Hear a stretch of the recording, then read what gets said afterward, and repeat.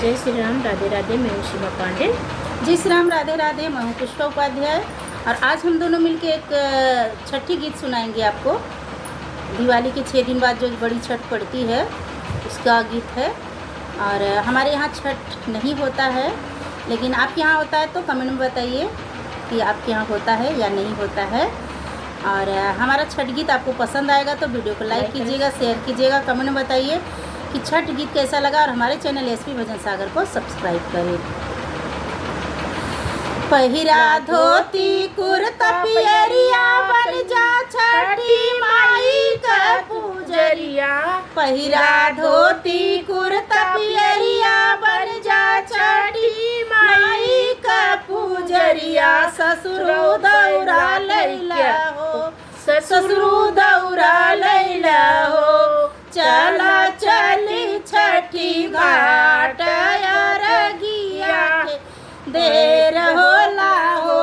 चला चली मई के घाट अरगिया के देर होला हो।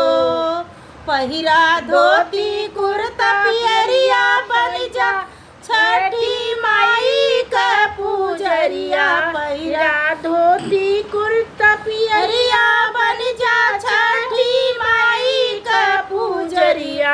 जेठा दौरा सुपवा लैला हो, जेठा सुपवा लैला हो, चला चली छठी घाट अरगिया के देर होला हो। चला छठी मैया के घाट अरगिया के देर होला हो। पहिरा धोती कुर्ता पियरिया बन जा छठी माई का पूजरिया। पैना धोती कुर्ता पियरिया बन जा छठी माई का पूजरिया। सजना दिया ना लैला हो, सजना दिया ना लैला हो, चला चली छठी घाट अरगिया के देर होला हो।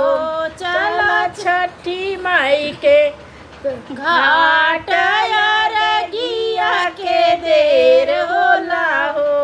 पहिरा धोती कुर्ता पियरिया बेटा बन जा छठी माई का पूजरिया। पहिरा धोती कुर्ता पियरिया बन जा छठी माई का पूजरिया। बेटा उखिया लैला हो, बेटा उखिया लैला हो, चला चली छठी घाट अरगिया के देर होला हो। चला चली छठी घाट अरगिया के देर होला